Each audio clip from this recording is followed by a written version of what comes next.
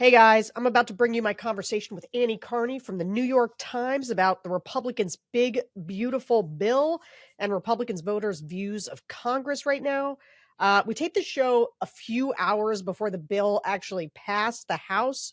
So we're talking about the bill's fate in the future tense throughout the show, just FYI. Annie was also up on the Hill reporting when we taped the show. So you're going to catch a little background noise up there. It was a busy day, but you can hear her perfectly fine.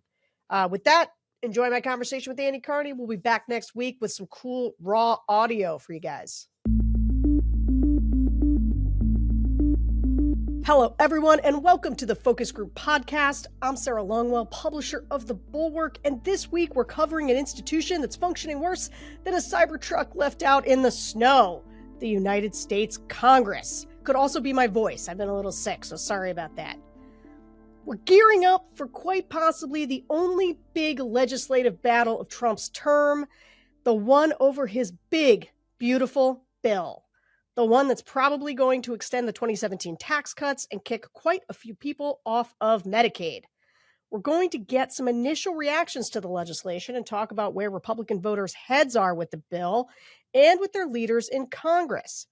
My guest today is Annie Karni, congressional reporter for the New York Times and co-author of Madhouse: How Donald Trump, MAGA Mean Girls, a former used car salesman, a Florida Nepo baby, and a man with rats in his walls broke Congress. What a subhead. Annie, thanks for being here. Thank you for having me. Oh, I'm so pumped you're here. I love a good student of Congress for a congressional conversation. You know, although I got to tell you, it's funny. I was on Nicole the other day, and I think it was Claire McCaskill. She was like, well, what do voters say about Congress? We were talking about the tariffs. And she was like, don't they want to tell Trump to stop it? And I was like, oh, buddy, Claire, not only do they not talk about Congress unless we're specifically asking them, but they're like pretty A-okay with like the Trump agenda. That's what they're there for. So I just, as we, the bill stuff is happening as we speak. In fact, we're probably listeners should know that when this airs, more will have been revealed than what we know today as we tape on Wednesday. But tell me just your read right now of this Congress and the fact that like, this is the one thing they got to do this time. Like, how they doing so far? Yeah. I mean, the read of this Congress is that they have given, the top line, I think, is that this Congress is about ceding all of their power to Trump. Mike Johnson, I've noticed that Mike Johnson has really turned the job into like a super staffer to the president instead of the head of a co-equal branch of government.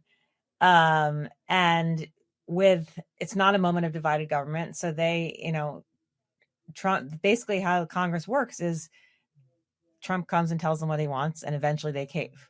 So, that's probably what will happen on this big, beautiful bill, even though we're in the midst of it. But so far, there's not a lot. They haven't really passed a lot of legislation.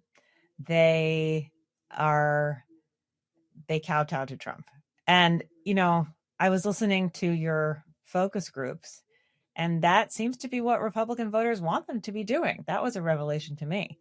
They don't like when they step out of line or block Trump's agenda. So that's the story of this Congress, like top line. I mean, we saw it with, and in the Senate, on the Senate side, we saw it with the confirmation of his entire cabinet, people like Hegseth, like they've turned themselves into a rubber stamp. Yeah. And I mean, part of that, because you've been watching Congress a long time, even if that hasn't always been your beat, but like the story of the Republican Party is that dissenters are gone, right? Over a number of cycles, dissenters are gone and sycophants are rewarded, and Republicans have sort of internalized that. And it really is a bottom up proposition in a lot of ways. Like, you're right that there's nothing to take away from the focus groups. And to be clear, the voters that we were listening to for this one, they all voted for Trump in 2020. They voted for him again in 2024, but they were older Trump voters. And it's because they're predominantly receiving Social Security and Medicare, which we wanted to ask them about. So this was like a particular group, but like, because they're older, I guess there's a part of even me, even after listening to voters for such a long time, who thought there might be some old school Republican stuff in them, and there is kind of, but it's been totally supplanted by their desire to see legislators in Congress do just carry out Trump's agenda. Like, and people are like, get the big beautiful bill done, guys. Yeah, I mean, they was didn't more or like less the takeaway, right? The takeaway was they don't like any lawmakers who are like putting up. They don't like Victoria Spartz, for instance, who's a Republican House member from Indiana who always claims to maybe be a no vote. She always caves, but they don't like her because they don't like that friction. It's like they want them to fall in line. They like John Thune. Oh my gosh! Well, I don't want to jump ahead. I have so many. Yeah, well, we'll get into it. I'll start playing sound. All right, so let's just jump into it, and I want to start by talking about the speakership. Because when you sign up to be the Republican speaker, I mean, talk about a thankless job these days. You pretty much sign up to be like the least exciting person to the Republican base. Yes, and which that was someone in the focus group said. I think you guys asked them about what do you think of Mike Johnson compared to John Boehner, Paul Ryan, Kevin McCarthy, and they just said, who would want this job? It seems horrible, thankless, and that. On that front, they are totally keyed in. I mean, correct. That is the correct take on being a Republican speaker. It's herding cats. It's a horrible job for anyone. Eventually, you get kicked out inevitably and replaced by someone else who also can't do the job. So they're right about that. They also don't really have any sense of who these congressional leaders are. That also made me realize how faceless Congress is to a lot of people. Yes. They don't know who anyone in Congress really is. They don't like John Thune, no real sense.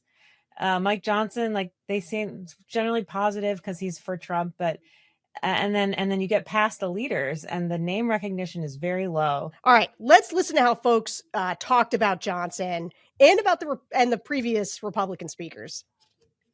I think he's doing a good job. I think McCarthy got the bad end of a stick in some aspects. I think it was very innovative and tactical of Trump getting rid of Matt Gaetz the way he did, because I think he was never going to be the position that he was nominated for. And Trump knew that if he could get him to withdraw, because why would he withdraw under a nomination until he was appointed, was a way to get rid of one of the rabble-rousers. And I think there's a few more there that they need to do something with in order to get things going. Yeah, if you're a Republican, I don't know why you'd want to be speaker, because it doesn't matter who it is. It doesn't matter if they're more to the right or more to the center. Other Republicans start attacking them. And but I look at these last few speakers and I go, man, why would you even think about doing that? There's part of me that enjoys seeing that, because I look back at what the founders intended, and that the power of faction would prevent Washington from getting too much in the knickers of the American people. And the less that gets done in Washington, the more freedom all of us have. So I'm okay with the less that gets done in Washington. I had no idea who that gentleman was until he got thrown into that role. But I guess I kind of like it in a way, in that he but don't take this wrong way, he seems like he's in over his head a little bit. That he's not the kind of guy who is like the Mitch McConnell that was pulling all the strings, or the Nancy Pelosi who could pull all the strings and stuff like that. He's struggling, and I think that's the way it's supposed to be. You're supposed to be herding cats in that role. All of those guys that you just mentioned were consummate politicians trying to ride the middle of the road while espousing conservative beliefs, but not really pushing through an agenda that was going to make those beliefs happen into law. And I think that now, with Trump as a leader, he is the leader of the Republican Party right now, and they can push through that agenda without having the political fear that has directed so many of the others before him. We had Paul Ryan, who was a complete rhino back then. And I don't know what side he was on. Every time he spoke, I cringed. So, I'm glad. Some of the other ones that came after him were better than he was, but they were still not sure at times if they were aligned with the party and Trump or not. So now I think with Johnson, we have somebody who is meeting with Trump constantly and trying to put his agenda across. You have to be organized as a group or you're not going to get your stuff through. So I see him huddling with Trump and the party leaders constantly, and he reports back and he tells you that he's doing it. So I think he's loyal. And I'm not saying they should never have any other ideas of their own, but you certainly shouldn't have somebody dissenting with you if you're trying to put agendas through. No dissent. I mean, They brook no dissent. It's incredible. Like, it's not supposed to be an extension of the White House. Like, even when Obama was president and Nancy Pelosi was the Speaker of the House, she had major problems with major portions of the Affordable Care Act and changed it and pushed back. Like, they weren't in lockstep on every policy decision. It's really not supposed to be that the Speaker, just carries out the president's agenda. Like, sometimes yes, sometimes no. But what you hear there is that they really expect and want Republicans to do what Trump wants them to do. And they like the ones that do, and they are frustrated by the ones who step out of line.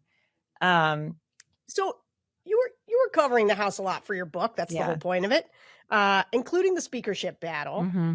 And how is Mike Johnson viewed differently from McCarthy or even previous folks within the caucus? Like, how has he managed to hang around? Like, even those voters sort of have some idea that there's been a lot of churn. Yes. Yeah. There. I So, mean, I'd say they said a few things that were definitely true. One is like, looks like he's over his head. True. They said, like, I didn't really know who the guy was until he got the job. No one did. Like, his own colleagues in the House did not know who he was, which is how he got the job.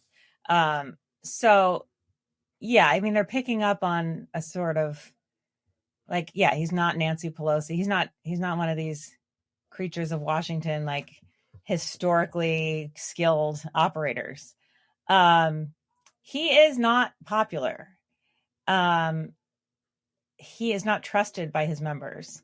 His power derives completely from Trump. I mean, Trump likes him. Trump's his guy.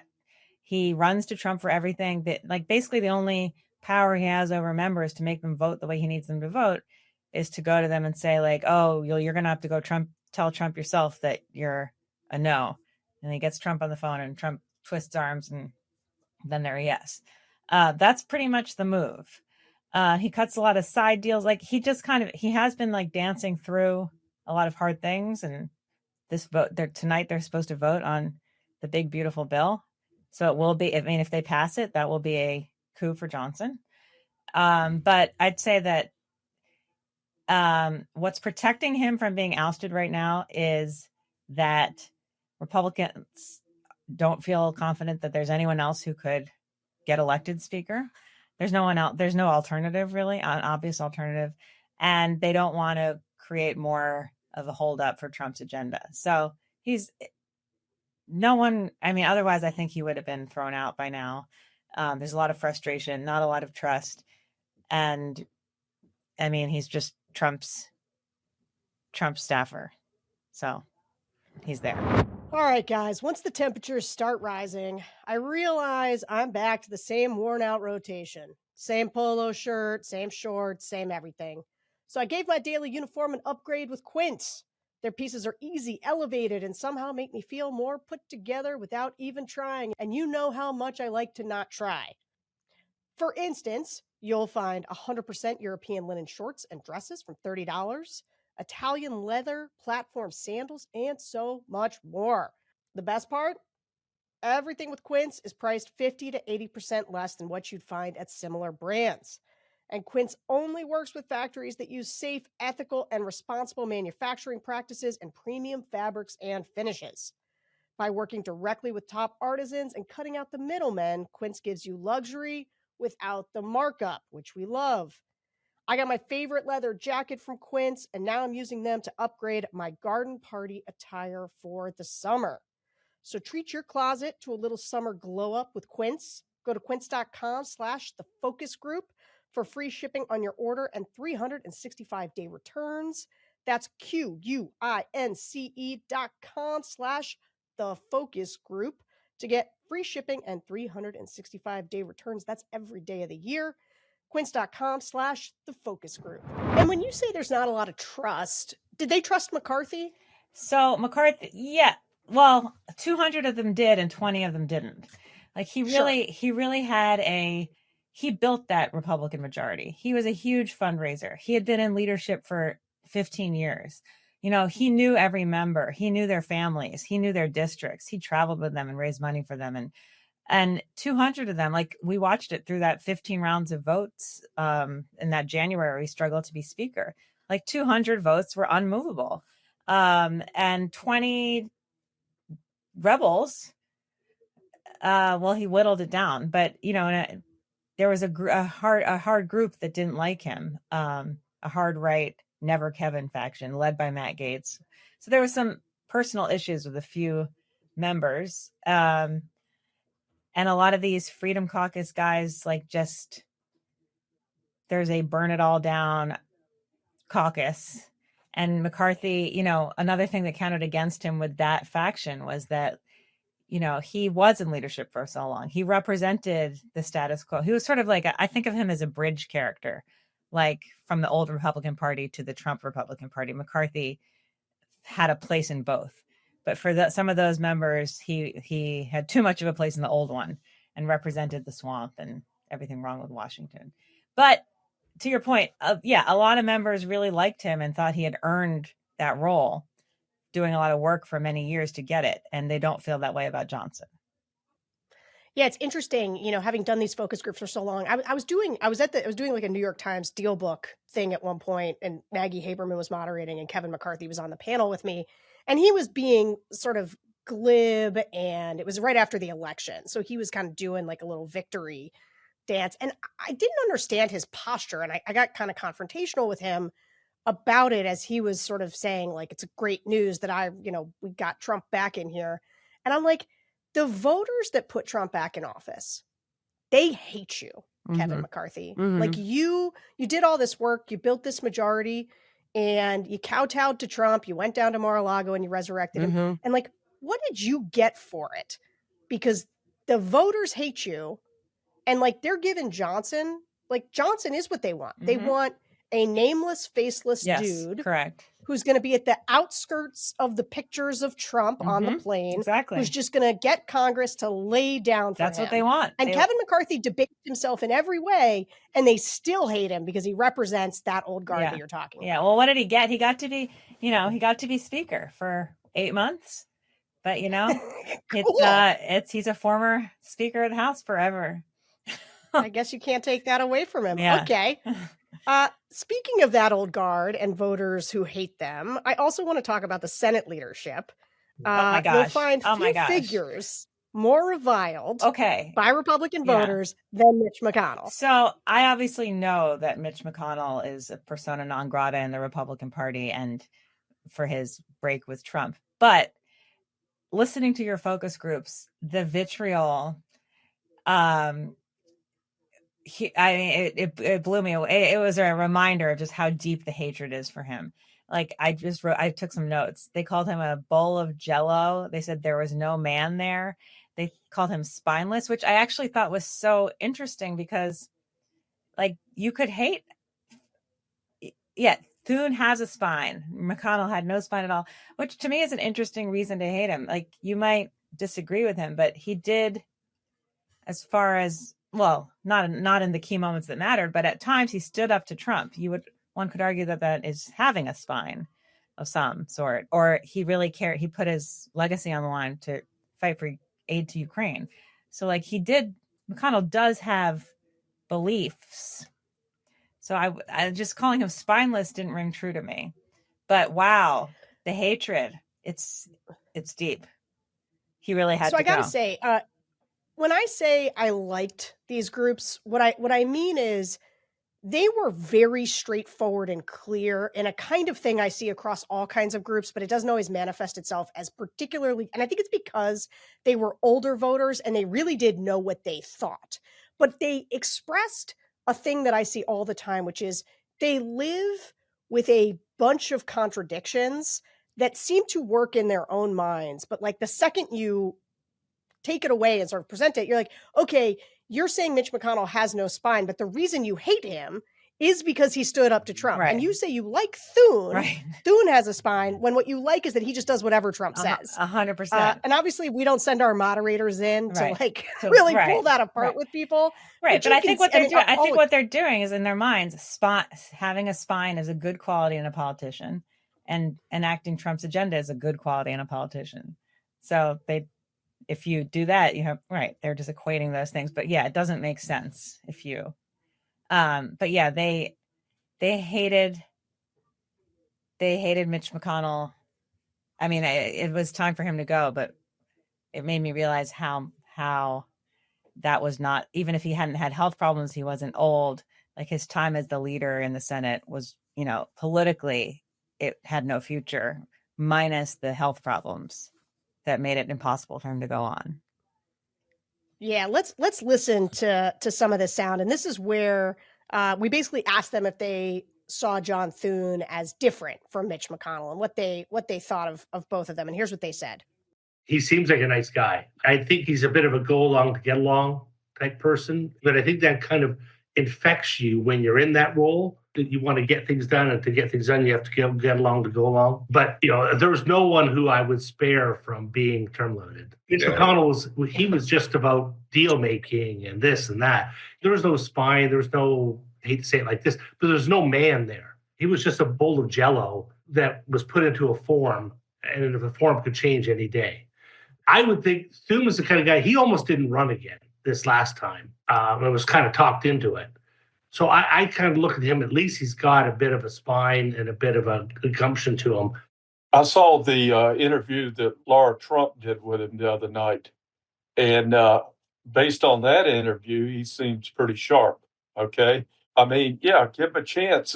Sure, better than some of the other ones we've had in there. And we'll see. And he's pressing Trump's agenda, it seems like. So that's, what else can you ask for? McConnell was an obstructionist when it comes to actually getting through a conservative agenda. I also think he's on the take and has been for a really long time. Yeah. And I think that's fairly obvious.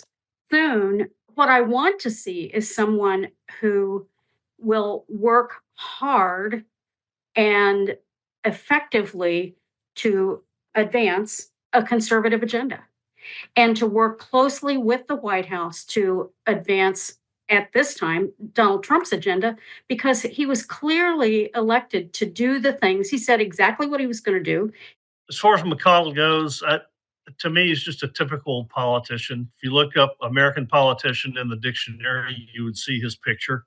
Kind of bland, although I understand behind the scenes he did have a lot of power. The other thing with him, by the time he left, his mental acuity was only slightly better than Biden's.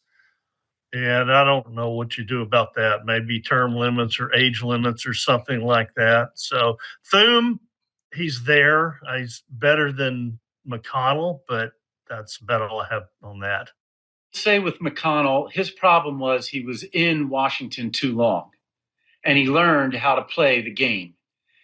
Let's keep in mind that McConnell was the reason that Trump got all his judge appointments his first term, both Supreme Court, district, appellate, federal judges, everything.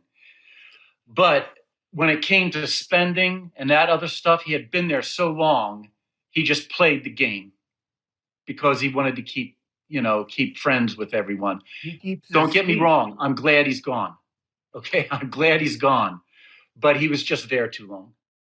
My favorite one was regarding Thune, quote, "He's there." Okay. That's true. They have low expectations for these folks. They do.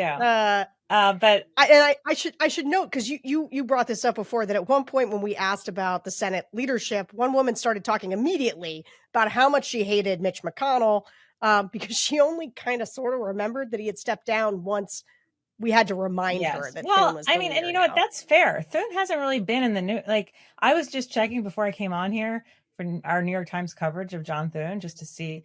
And like, since he hasn't been the story. So I don't have a huge sense of John Thune. But he's successfully got, the most controversial Trump nominees through the Senate. And he's going to be up once the House clears this bill. Like, he'll be up for how he's going to get, Trump's domestic agenda passed. So we'll see more of him. But this made me realize the pressure that these leaders are under, and how, Thune is in no position as a new leader to stand up to Trump the way McConnell did at times. McConnell had been around forever. He was, untouchable in Kentucky. And he was at the end of his career. Like, he could pick moments to break with Trump. And I don't, you listen to those voters. I mean, I don't think that there's any, I'm sure Thune is getting polls and information like this, and there's clearly no, and they will be punished for not doing what Trump wants them to do. And they know it. Yeah, the voters are awfully clear on how they feel about this, which is one of the interesting things about a guy like Thune, because Thune, sort of like McCarthy, kind of makes old school Republicans feel okay. Like, they're like, okay, well, this is a responsible person. But like, when a responsible person says, yeah, Kash Patel, let's do it. Well, of the like, three, what's the difference? Yeah, exactly. What's the difference? Of the three who were up for leader, Thune was the most traditional. Like, John Barrasso of Wyoming was another potential leader. He would have been the most Trumpy. There was some talk, like, Thune was the least Trumpy potential Senate leader. But yeah, I mean, he has shown no huge desire to break with Trump. He's made some comments. He was very critical of the plane, saying it's totally inappropriate for, a foreign government to give us an Air Force One. So, well, if that comes to a head, we'll see.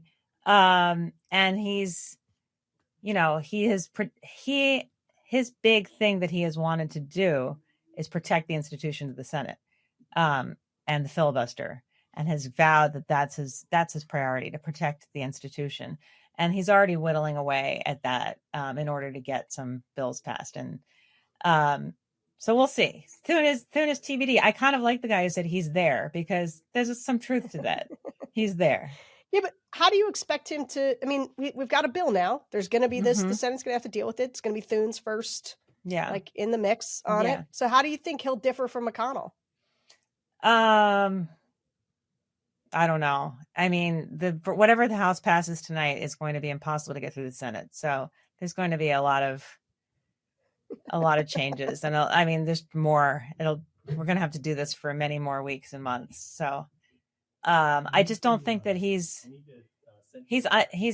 more untested. I mean, and more and less ability to stand up to Trump. But I don't know. I can't. I'm not our spending reporter, so I don't want to answer that. Okay. So another thing that's underexamined, that Donald Trump and some presidents before him, like, and he especially relies heavily on these executive orders. Which has made Congress just less relevant than ever. I mean, one of the reasons it's such a nameless, faceless institution is it has given up all its power, without doing anything that would make voters be like, I see, I'm paying attention to you. But it wasn't a unanimously held view that the, ruling by executive order was a good thing. I mean, these Republicans who, again, they were older, and so they were a little uneasy about how much of Trump's agenda was coming through executive orders, even if they loved that agenda. So let's listen to that. I'm a little concerned with the number of executive orders that he's pushing forward, because we do need the three branches of government but overall, I'm so happy with the immigration, with securing the border, Trump showing a good show of force as the United States is something to be proud of. And I know the thing about the executive orders, but I think what he's done is he's laying out his plan so that if anything ever happens to him, he's got the people in place who will continue his overall plan. And yes, it's not quite where it should be yet, but it's only been 4 months. And in the 4 months, he has stopped primarily, you can see it with the immigration, but he's got a plan for I mean, even our economic situation with the inclusion of Bitcoin. So he's got a vision, going to Mars, things like this. He's elevated the American dream back to where we should be. And I'm excited about that. My concern, and someone else expressed this, is his use of executive orders to get a whole lot of this stuff done. I like what he's doing. My question is, I don't have an answer really, but where do executive orders stop? How far do you go with that? And I think there's a precedent being not set, but increased for future administrations. I don't have an answer for that, but the overall rampant use of executive orders to get a lot of this done is concerning to me, and I don't know where you go with that. I love what he's doing, and it's too bad that he is using executive orders to do it with. What scares me is, where does it stop? What if we get somebody in there in the future who uses it not to fix government, but to increase the power, reach, scope, and power of government? And I don't have an answer for this. I raised my hand. I like what he's doing, but long term, what's the effect of it? We don't know. And what happens when you get another Joe Biden in there, except one whose mental faculties are intact, who knows what he's doing? And I have to make one other comment. The other side, it seems like every time they win the presidency, they move even further to the left than the previous guy they had in there. I agree with you 100%, is that Congress moves at such a glacial pace and they're not representing the people that he has no other option.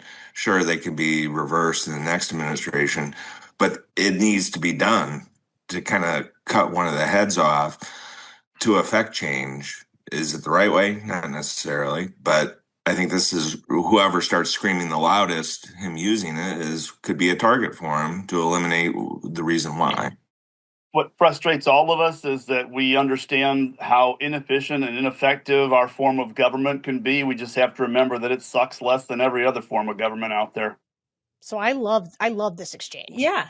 I mean, their criticisms of executive orders are sort of like, they're honing in on the issue with governing by executive order.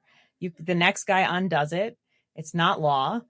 Like, yeah, they are correct on the limits of their use. And I'm interested also that last exchange, like, people actually care about free branches and saving democracy in some fashion. They want our system to work the way it works, was interesting to me. Well, to me, part of what's interesting is, like, you can feel the little vestiges of their conservatism, like the real sort of hey, we're just going to rule, we need Congress to do this. But what they're saying throughout the thing is like, well, but we also want Trump to be able to do what he wants, and we just want Congress to go along with him.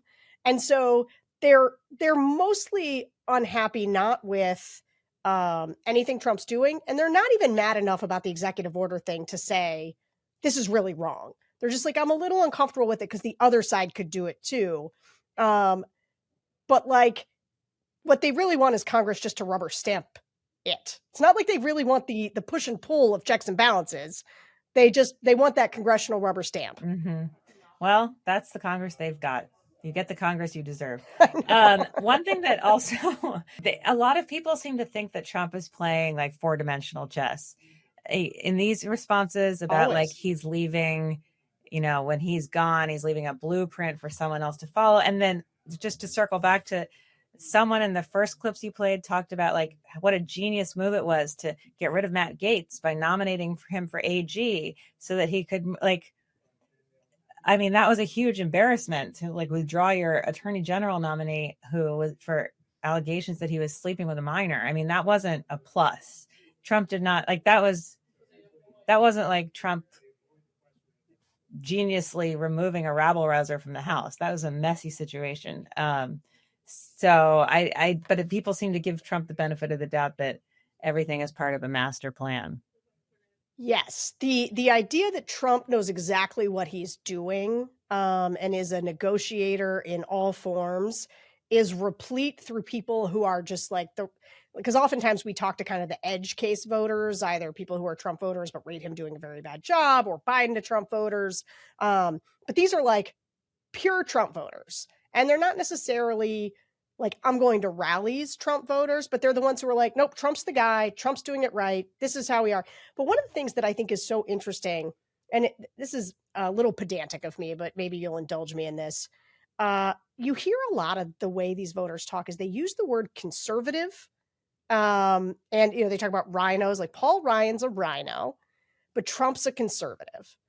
And this is for somebody like me who came up in a conservative movement that had a specific set of values and where conservatism means something, where it meant, limited government and free markets, American leadership in the world, conserving certain things. Like they don't think Chip Roy is conservative. They just think he's a guy standing in the way of Trump's agenda, even though Chip Roy is by definition somebody who is taking a stand on the idea that I don't want to increase the debt. I don't want to do big spending bills because that's not conservative, right? He's a traditional conservative. Trump is not. But the extent to which I think voters and the media, like I hear the media all the time be like, Trump is far right or very conservative. I'm like, who? The guy doing the tariffs who loves Putin and like is making measles great again and wants to do price controls. Like there's nothing conservative about any of that. But it's funny to me the way that these voters express their own conservatism, which you can feel the little vestiges of through Trump now. He is everything that's conservative. Mm-hmm. All right, focus groupies, quick time out. If you've ever tried streaming a game from abroad only to get hit with the dreaded not available in your region screen, you know how frustrating that can be. But there is a workaround. Surfshark VPN. Love that name. If you're tired of feeling like you're being followed around the web, Surfshark VPN's got you. It masks your real IP address, and by doing this, it hides your online activity, encrypts your data, and blocks creepy trackers. Hate those. I felt so much safer online since I started using it. Surfshark has over 3,200 servers in 100 countries and a strict no logs policy, which means that what you do on the internet remains your business. And guess what? One subscription covers unlimited devices, your phone, your laptop, your tablet, your smart TV. Surfshark's got them all covered. You can check out Surfshark Alert too. It warns you if your email or passwords are part of a data breach, which they are. It's like a digital immune system, but for your identity. Secure your privacy with Surfshark. Go to surfshark.com/thefocusgroup or use code TheFocusGroup for 4 extra months of Surfshark. That's surfshark.com/thefocusgroup or code TheFocusGroup for 4 extra months. The URL is also in the show notes. So just go there, click on it. It's easy to find. And they have a risk-free 30-day money-back guarantee. So no risk, just secure browsing. Thanks, Surfshark. Love that cool name. I think part of that is also... I don't know. No, I think you're right. I mean, they need what would you call it? Just MAGA? Like, they're MAGA, not conservative? Yeah, that's just sort of... But it's like a little bit the cult of personality. Yeah. Like, this is one of the things that I find interesting about the future of the Republican Party is Trump... It's sort of like when they did the platform in 2020 and it was like, whatever Trump thinks is what we think. Like they didn't set out policy agendas anymore. But I think part of that is that, right, they believe whatever he tells them. And for instance, yesterday he came to the Hill to talk to Republicans about the big, beautiful bill. And he said, I'm the biggest fiscal, there's no one who's a bigger fiscal conservative than me, which is like a laughable statement. But he says it. So I think that part of why you hear these voters say it is like he says it. So then they kind of just take what he says to the bank a little bit. I mean, if he calls himself that, they're willing to call him that when it's just it's not true.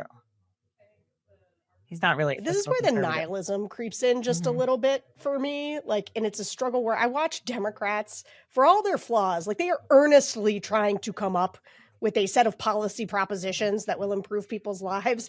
And like that they think, whether they will or not, but like they think, and they like debate them. And they try to come up with messaging or whatever. Trump just lies. Like, he just lies about this stuff. I mean, it's not even just Trump. To me, like that's one of the takeaways from being on the Hill, that like these people all have the same jobs, titles. Like they're all representatives or senators. But Democrats, they're funnily playing 2 different sports here.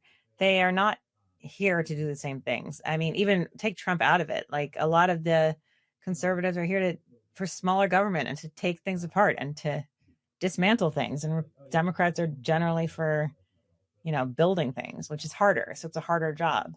But also just in terms of your labels thing, it is interesting that Democrats are going through their own label crisis. Like, they don't want to call themselves progressives or moderates anymore. They think those labels are unhelpful, and they're trying to, redefine everything that they stand for and are called. But so conservatives aren't conservatives. Moderates and progressives don't want to talk like that anymore. All the labels are useless now. Yeah, but the Democrats are trying to find a way to accurately portray who they are, whereas Republicans are just like, we're just going to say these words, and words have no meaning. The LOL, nothing matters sort of Republican side of things. Okay, but I don't want to get hung up on labels. I don't like to label things. Let's not get hung up on labels. I want to talk about the substance of the bill a little bit. I was interested in the basics of what people were hearing about it, because I did focus groups all through the Biden years of, Biden passing these big omnibus bills, and voters never knew what was in it. They just knew the price tag. And they tended to polarize along party lines. Dems were for them, Republicans were against them.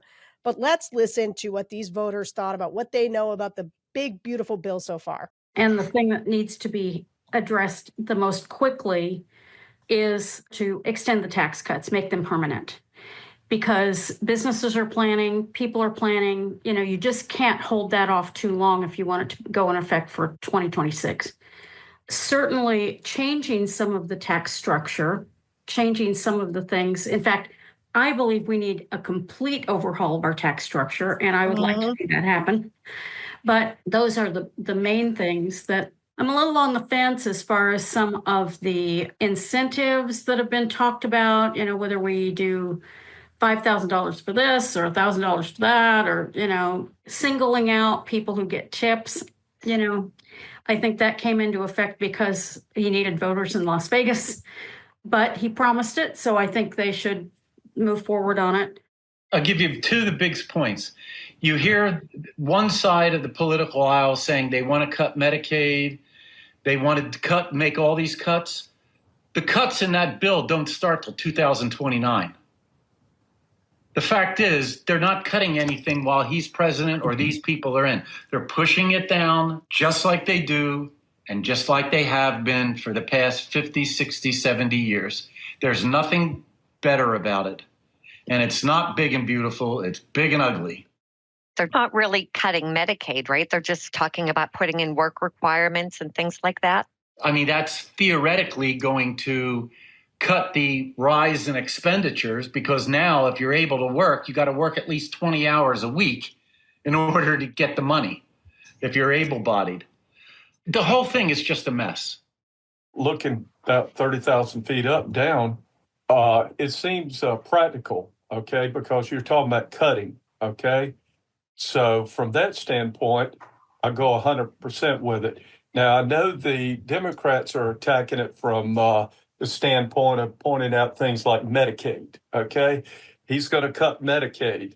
But my understanding is what I read yesterday was that they were going to have people do 80 hours of work per month, community service, volunteering, or something like that, rather than just sitting at the house. So they're really not cutting the dollars, it's just making people qualify for those entitlements from a different perspective. But as far as cutting the taxes, they're talking about cutting taxes on seniors on Social Security. Hey, that benefits me. Let's go with it. Cutting taxes on tips. They make, a couple dollars an hour? I don't have a problem with that. I mean, we're tipped to death when we go to a restaurant now, but I think it's great. And I don't see any problems with it, but the Democrats are going to point out little pieces of it that they don't like, and they're pushing the Medicare angle of it, and that's what they're trying to die on at this particular point. Yeah, my biggest takeaway was that they are buying the line. It has sunk in the spin that this bill doesn't cut Medicaid. Like that is working, because whatever you want to call it, like work requirements, like the Congressional Budget Office, which is an independent, nonpartisan group, said it will cause 10 million Americans to become uninsured, and it will reduce spending on healthcare by $700 billion. And you don't get to 700, like Republicans have been talking about getting rid of Medicaid fraud and kicking off undocumented immigrants. Like, sure, fine, but like none of that gets you to $700 billion. Like it's, but the messaging that it's cutting without calling it a cut seems to be working. And then I think in later, you didn't play this, but in part that I listened to last night, I think you guys asked them, like, do any of you think that there will be changes to Medicaid in your lifetime or your kids? And they said, no, it'll still be there. It's just, they felt confident it's not really going anywhere.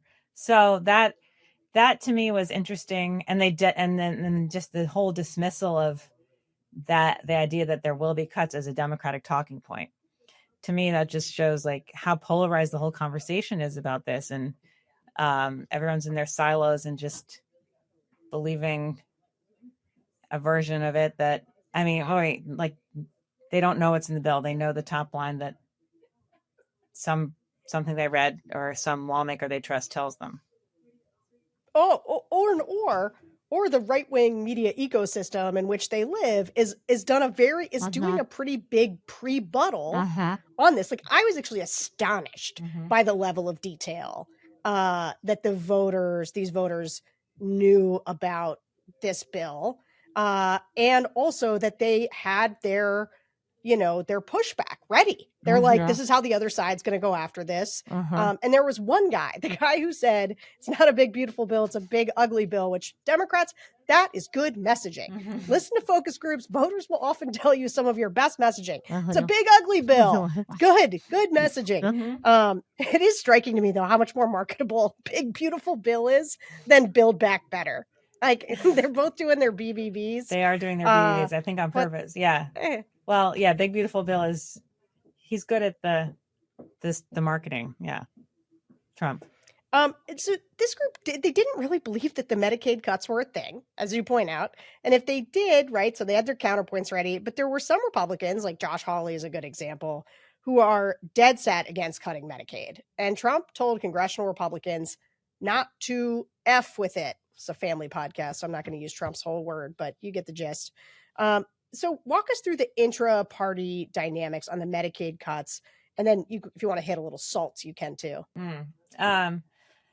Yeah, I mean, the cuts to Medicaid is dividing Republicans. I mean, I've heard Steve Bannon on War Room say, a lot of MAGAs on Medicaid, you got to be really careful with that. And, Josh Hawley has come out saying it's not only like cruel policy, but it's politically toxic for anyone to support cuts to Medicaid. And then there's like the actual fiscal conservatives, like you said, like Chip Roy, an actual conservative, traditional, who are demanding cuts to Medicaid to hold down the cost of the bill and rein in deficits. Like that's what they believe in. And then, I mean, so the issue here is going to be and then the vulnerable, like there are some very vulnerable Republicans who, won their districts by a smaller margin than the number of people in their district who are on Medicaid. And they have a tough vote to take if Democrats can succeed in driving home the message that this guy voted to cut Medicaid. To me, it's like this is the magic of the right-wing media machine, that will those Republicans get blamed for that vote if these voters don't actually think it's a cut and they're just calling it a cut, but they're calling it something different? That's helpful to them. But yeah, there is two factions on cutting Medicaid or not. And then there's the ones who want to cut, but just don't want to call it a cut. I mean, look, it is true that you can't like this thing already adds an enormous amount to the debt, to the deficit. I mean, we're talking about over 10 years ending up, close to $60 trillion at a time when inflation is high. And so we're paying a lot of interest on this. Like, it just seems to me, but the Medicaid, like, they are politically toxic. So is the level of debt. Feels like there's a lot in here Democrats could be screaming and yelling about and just going berserk on. Do you feel like they are on the Hill? Like, do you feel like, or are they sitting back and letting Republicans bludgeon each other, seeing them, like letting them wedge themselves? They've been trying to sound the alarm on cutting Medicaid. I mean, I think that, and they've been trying to single out these vulnerable, like specific vulnerable Republicans who not only will have to take a tough vote on the bill, but actually sit on the committees, like the Energy and Commerce Committee, that actually had to write the bill to cut $880 billion of Medicaid. Like there's a few of these Republicans that are really on the bubble who are on that committee. So they've been trying to like really go for the jugular in these specific districts where they think they can win back seats. But yeah, I think that overall that's the Medicaid. They've clearly decided that's the strongest argument is that they're voting for something deeply unpopular. And I think I don't think they're sitting back. I think they're trying to take that fight everywhere they can. Yeah. I mean, this is the old Republican in me, but I find the extent to which this adds to the debt, I also think that kind of goes right at where Republicans live. And it was interesting to me because there was a big contradiction for these voters when talking about this bill. They want to curb the national debt and they love what DOJ is doing, right? This is all about cutting. It's all about efficiency. It's all about lowering our debt. But they largely want to see the 2017 tax cuts extended. And when the moderator really pressed them about the trade-off, like the idea that there's a trade-off here, you can't cut taxes and spend a bunch of money and not add to the national debt, they just sort of rejected the premise that tax cuts decrease revenues. So let's listen to how they talk about the tension between tackling the debt and cutting taxes. Well, the national debt as it stands right now is unsustainable. We can't keep going in the direction we've been going, just adding to it and adding to it. It's at a point now where service on the interest is almost at GDP.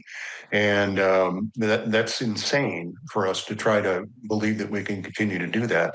The last time we came relatively close to a balanced budget, most of us here are old enough to remember the Reagan years, when he showed us that cutting taxes raises revenue. And when you raise revenue, you can service some more of that debt. And cutting spending keeps you from borrowing from other countries, which is where we owe most of our national debt to. So I think, as I said, it's unsustainable. It's got to be fixed in some fashion. I don't know what that fashion is, but I do know that the last time we came close was doing an agenda very much like what Trump is doing now.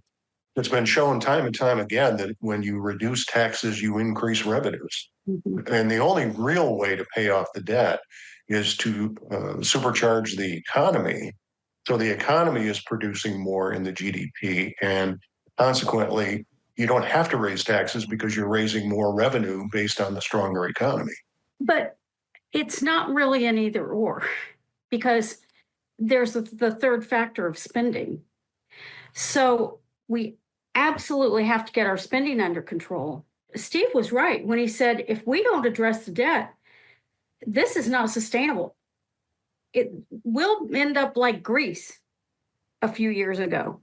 At the same time, these tax cuts, if they don't go through, the increase that people are going to see is enormous. So this is not a binary decision. I think stopping spending will reduce the debt quicker than lowering taxes. I think lowering taxes has a different and positive impact, but you don't get out of a hole by digging it deeper. Okay. So they don't think that this is going to add to the debt, I guess, which I don't see how. I mean, the CBO has said that it was going to add a tremendous amount to the debt, but how are the vulnerable Republicans that you're covering handling the prospect of a tough vote on this big, beautiful bill? And are they do they have to rationalize this sort of ballooning debt and deficit? So the little group of anti-deficit evangelists have some power on the Hill because of the tiny majority that gives any small faction of Republicans power to block the entire thing. Like Johnson can afford to lose 3 votes tonight. So everyone has a lot of power. But there's still, every time, I mean, there's like a pattern to like how things go here, which is they stage a minor revolt, like during some, like they did it this time on getting the bill out of the budget committee, but then they usually back down and don't kill a top Republican priority like this bill. So that's kind of the pattern that plays out. They have a little tantrum to make their point about reducing deficits, but ultimately leadership and most of the members don't want to do that and they back down. So I think we'll see, but that's the pattern that how it typically plays out here. And mostly these deficit evangelists are a minority compared to the rank and file and Republican leaders who don't want to pay the political price. And they are not, you don't hear anybody talking about like, boy, the debt that we're adding. You don't hear just like Republicans worried about the fact that this goes against everything that they say. A few, like Chip Roy and Thomas Massey. Like, remember the Tea Party? The Tea Party was a thing. Yeah. I mean, a few, like the few loud voices of these true fiscal hawks. But not overwhelmingly. Okay, well, listening to voters, guys, it is a study in contradictions. Yeah, I just want to say that, I found it was eye-opening to realize how no one's reading anything I write. But this one, I really enjoyed. Well, MAGA voters are. Yeah, I really enjoyed this one quote. Someone said they had, quote, no opinion on anyone specifically about members of Congress. And I just really enjoyed that as a key sentiment about this body of 435 people. No opinion on anyone specifically. I think that's important to remember. Like it's, that's a real thing. It's just a faceless blob that should do what Trump wants. That's what they want Congress to be. It's not what the founders wanted Congress to be, though, and I hope that this supine position is not the Congress that we have forever. Annie Karni, thank you so much for joining us, and thanks to all of you for listening to another Focus Group podcast. Remember to rate and review us on Apple Podcasts, become a Bulwark Plus member at thebulwark.com, and subscribe to The Bulwark on YouTube. We will see you next week. Be good to each other. Bye. Bye.